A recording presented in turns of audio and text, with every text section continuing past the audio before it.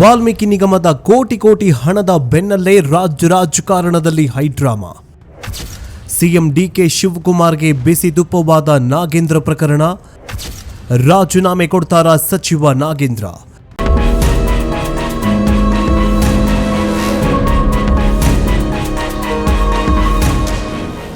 ನಮಸ್ಕಾರ ವೀಕ್ಷಕರೇ, view point Kannada ಚಾನೆಲ್ಗೆ ಸ್ವಾಗತ. ರಾಜಕಾರಣದಲ್ಲಿ ಇದೀಗ ಭಾರಿ ಬಿರುಗಾಳಿಯೊಂದು ಎದ್ದಿದೆ. ವಿಧಾನಸೌಧದ ಮೊಗಸಾಲೆಯಲ್ಲಿ ಬರೀ ಒಂದೇ ಒಂದು ಹೆಸರಿನ ಜಪ ನಡೀತಾ ಇದೆ, ಅದುವೇ ಬಿ ನಾಗೇಂದ್ರ. ಹೌದು ವೀಕ್ಷಕರೇ, ರಾಜ್ಯದಲ್ಲಿ ಸುಭದ್ರವಾಗಿ ಆಡಳಿತ ನಡೆಸ್ತಾ ಇದ್ದ ಕಾಂಗ್ರೆಸ್ ಸರ್ಕಾರಕ್ಕೆ ಇದೀಗ ಅಕ್ಷರಶಃ ಅಗ್ನಿ ಪರೀಕ್ಷೆ ಎದುರಾಗಿದೆ. ವಾಲ್ಮೀಕಿ ಅಭಿವೃದ್ಧಿ ನಿಗಮದಲ್ಲಿ ನಡೆದಿದೆ ಎನ್ನಲಾದ ಬರೋಬ್ಬರಿ 187 ಕೋಟಿ ರೂಪಾಯಿಗಳ ಬೃಹತ್ ಹಗರಣ ಇದೀಗ ರಾಜಕಾರಣವನ್ನ ತಲ್ಲಣಗೊಳಿಸಿದೆ. ನಿಗಮದ ಅಧೀಕ್ಷಕನ ಚಂದ್ರಶೇಖರನ್ ಹತ್ಯೆ ಪ್ರಕರಣ ಸರ್ಕಾರಕ್ಕೆ ನುಂಗಲಾರದ ತುತ್ತಾಗಿ ಪರಿಣಮಿಸಿದೆ. ಈ ಒಂದು ಪ್ರಕರಣವನ್ನ ಮುಂದಿಟ್ಟುಕೊಂಡು ವಿಪಕ್ಷವಾದ ಬಿಜೆಪಿ ಕಾಂಗ್ರೆಸ್ ಸರ್ಕಾರದ ವಿರುದ್ಧ ಬ್ರಹ್ಮಾಸ್ತ್ರವನ್ನೇ ಪ್ರಯೋಗಿಸಲಾಗಿದೆ.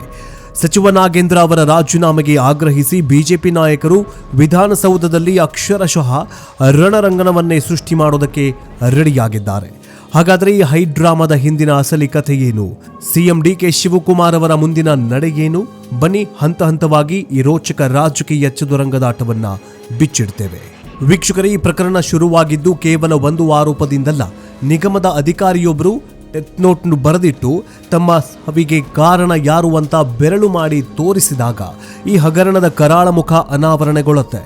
ಕೋಟಿ ರೂಪಾಯಿಗಳ ಅನುದಾನ ಕಾನೂನು ಬಾಹಿರವಾಗಿ ಬೇರೆ ಬೇರೆ ಖಾತೆಗಳಿಗೆ ವರ್ಗಾವಣೆಯಾಗಿದೆ ಎನ್ನುವುದು ಸಣ್ಣ ವಿಷಯವಲ್ಲ. ಇದನ್ನೇ ಅಸ್ತ್ರವಾಗಿ ಬಳಸಿಕೊಂಡಿರುವ ಬಿಜೆಪಿ ಮತ್ತು ಜೆಡಿಎಸ್ ಮೈತ್ರಿಕೂಟ ಯಾವುದೇ ಕಾರಣಕ್ಕೂ ನಾವು ಸುಮ್ಮನೆ ಕೂರುವ ಮಾತೇ ಇಲ್ಲ. ಸಚಿವ ನಾಗೇಂದ್ರ ತಕ್ಷಣವೇ ತಮ್ಮ ಸ್ಥಾನಕ್ಕೆ ರಾಜೀನಾಮೆ ಕೊಡಬೇಕು ಅಂತ ಪಟ್ಟು ಹಿಡಿದಿದೆ. ಸದನದ ಒಳಗೆ ಮತ್ತು ಹೊರಗೆ ಬೀದಿಗಿಳಿದು ಹೋರಾಟ ಮಾಡ್ತಾ ಇರುವ ಪ್ರತಿಪಕ್ಷಗಳು ಸರ್ಕಾರದ ನಿದ್ದೆಗೆಡಿಸುವಂತೆ ಮಾಡಿದೆ.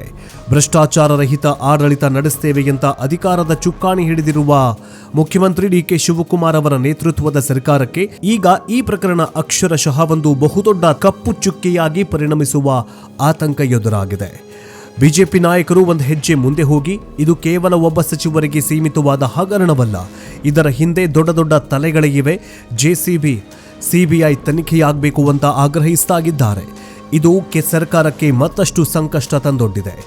ವೀಕ್ಷಕರೇ, ಈ ರಾಜಕೀಯ ಹೈಡ್ರಾಮಾದ ಅತ್ಯಂತ ಕುತೂಹಲಕಾರಿ ಘಟ್ಟವನ್ನು ಕಾಂಗ್ರೆಸ್ ಹೈಕಮಾಂಡ್ನ ರಹಸ್ಯ ನಡೆಯನ್ನ ನಿಮಗೆ ತಿಳಿಸ್ತೇವೆ. ಅದಕ್ಕೂ ಮುನ್ನ ನೀವು ಇನ್ನೂ ನಮ್ಮ ಚಾನಲ್ಗೆ ಸಬ್ಸ್ಕ್ರೈಬ್ ಆಗಿಲ್ಲ ಅಂತಂದ್ರೆ ಈ ಕೂಡಲೇ ಸಬ್ಸ್ಕ್ರೈಬ್ ಮಾಡ್ಕೊಳ್ಳಿ, ಪಕ್ಕದಲ್ಲಿರುವ ಬೆಲ್ ಐಕಾನ್ ಅನ್ನು ಒತ್ತಿ. ರಾಜ್ಯ ಮತ್ತು ದೇಶದ ರಾಜಕೀಯದ ನಿಖರವಾದ ವಿಶ್ಲೇಷಣೆಯನ್ನ ನಾವು ನಿಮಗೆ ಕೊಡ್ತೇವೆ. ಬನ್ನಿ ಮತ್ತೆ ವಿಷಯಕ್ಕೆ ಬರೋಣ. ಈಗ ಕಾಂಗ್ರೆಸ್ ಪಾಳಯದಲ್ಲಿ ನಡೀತಾ ಇರೋದಾದ್ರೂ ಏನು? ಒಳಗೊಳಗೆ ಏನಾದರೂ ಬೇಯ್ತಾ ಇದೆಯಾ?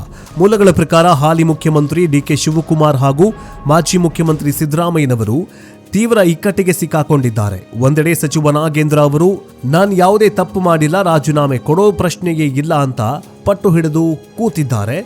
ಇನ್ನೊಂದು ಕಡೆ ವಿಪಕ್ಷಗಳು ಬಿಡ್ತಾಗಿಲ್ಲ.